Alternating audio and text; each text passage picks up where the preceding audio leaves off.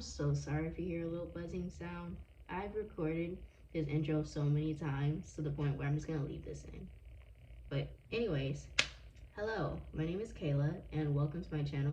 I do illustrations, so I guess you would call me an illustrator. But for today, in light of the new Breath of the Wild 2 game, yes, I know it's not called that, but for reasons I'll be calling it Breath of the Wild 2. Let me know in the comments if you'd be interested in me painting these sketches. I do have link. Because I will post that. So just let me know. So anyways, let's get right into the video. So at the time, jazz hands seemed to be the best greeting I could give without giving any facial expressions. But anyway, I'll be talking a little bit about my creative process. Recently, I haven't been feeling as creative as often. And honestly, when I feel a little lackluster, I get into my favorite shows or games to get inspired. One of my favorite games have been The Legend of Zelda: Breath of the Wild. And I kid you not, when I first got this game, Okay, wait, let me specify. Before you go making assumptions, if you couldn't already guess from my 0 subscriber count, I'm not sponsored. I just love the game. But back to what I was saying.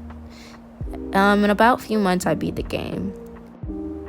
For me, that was quick just because up until that point, I knew nothing about the game, the characters. I heard about Zelda before and a little bit about the franchise, but I never knew much. So for me to just be starting and to get a good hang of the game and beat it was really cool.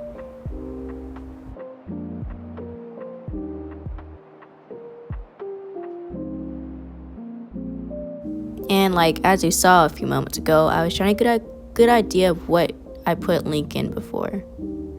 Even though I'll be drawing Link in my own style, I'd like him to look somewhat accurate when it comes down to clothing. And honestly, fan art usually isn't my first choice, simply because it's not as fun for me compared to when I make art of my OCs, which by the way means original characters, or art I come up with from being inspired from different ideas.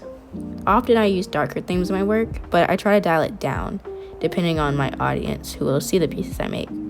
Instead, I usually go for more ominous themes instead of morbid so as not to traumatize people. I enjoy listening to podcasts, music, and movies while I draw. It helps my short attention span to do so.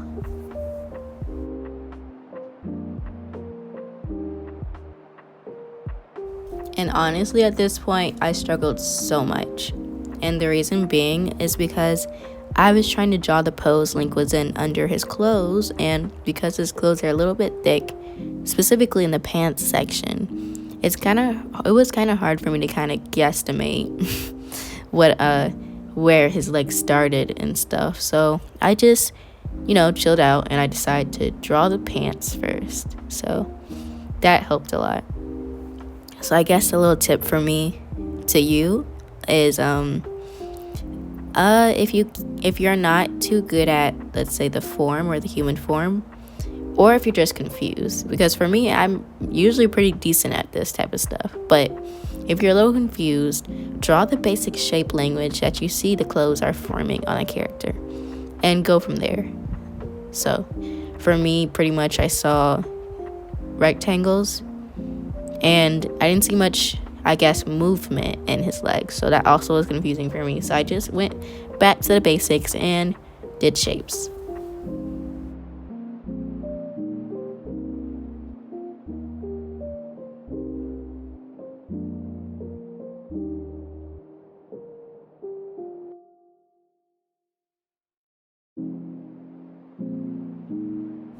Also, if you struggle with hands, just simplify. So go with the basic shapes, and if you see for the palms, sometimes it's somewhat of a boxy shape. Then you go with the fingers, which are more like rectangles. Just do that and go back to the hands later. And honestly, if you're doing a sketch like I was, just draw an impression of a hand. It doesn't have to be really detailed, especially when you're drawing them small, because the character's body is small. So it's going to be really hard to get fine little details in a small drawing. So worry about that another time.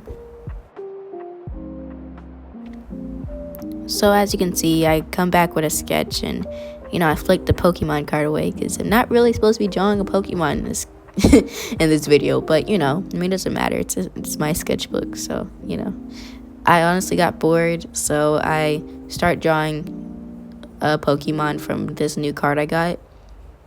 I wanted to restart my Pokemon collection because honestly, it's something that made me really happy when I was a kid. Sadly, when I was in middle school, I decided that having Pokemon cards was lame, so I wouldn't need them anymore since I was a big kid. Turns out I was wrong. So I kind of wish I didn't do that, but that's okay. I get the joy of opening the little packs and just getting a little bit of nostalgia and just happiness from seeing what character am I gonna get. So yeah. Anyways, I'm going back to Link after that break and I'm drawing a little sketch. So I'm drawing a close-up view of Link's face. It's a little bit more comfortable for me to do this because I can draw the details and the details aren't as small. I can make them a little bit bigger and I can get really specific on a few things. I wanted to draw him without his hat. I just want to draw more of his hair in this sketch.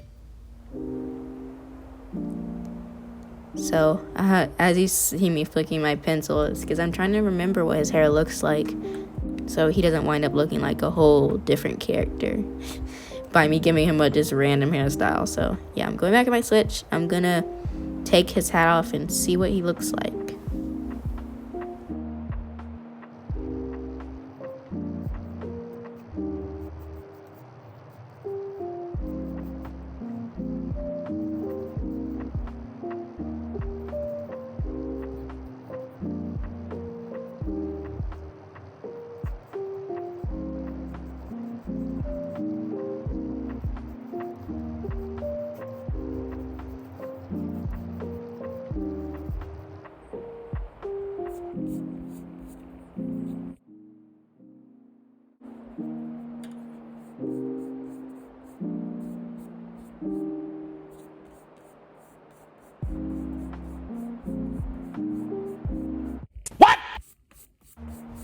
Okay, let me explain because it just looks like I'm about to start over.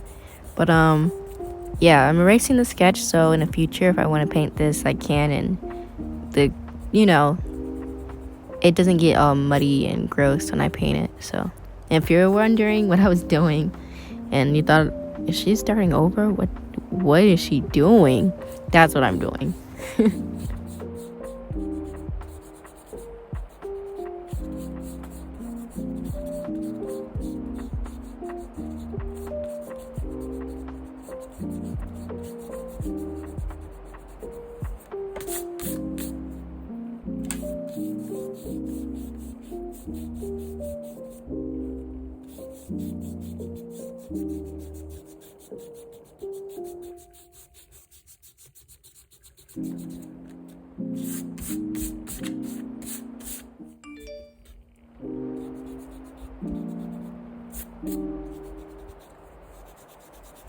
While erasing my life away, I was thinking, how about I redraw a character from my first ever sketchbook? Also, by the way, I started the sketchbook in 2017, so I was just starting to take art seriously, so my fundamentals were seriously lacking. So, yeah. Also, I decided to give her 2 sets of eyes back then just because I thought it looked cool, and I must admit, it was pretty cool. So yeah, I decided to keep a lot of the things the same. I just kind of made her look a little bit older because I'm older and I also know how to do that now. At the time, I was really only familiar with drawing one age range, which was about, I'd say, 10 years old to 15 or 14 years old, which is a really tiny age range. Now, I'd say I can do most age ranges. I can draw elderly people a little bit, but I need more practice, is what I'll say. And I'm pretty happy with the progress I've made. This honestly wasn't even much of a good art day, so in general, usually I draw better than this, but this is still a big improvement in my opinion compared to the way I used to draw like 6 years ago. So, I have a better understanding of anatomy. I have a good idea of different body types and principles, rules, fundamentals. I have a basic idea of a lot of that. So I really appreciate you stopping by and staying until the end of the video. It really means a lot to me. So just so you know, I'm on Instagram, Twitter, TikTok, and now Patreon. So those links to those accounts will be in the description box below. But until next time, bye guys.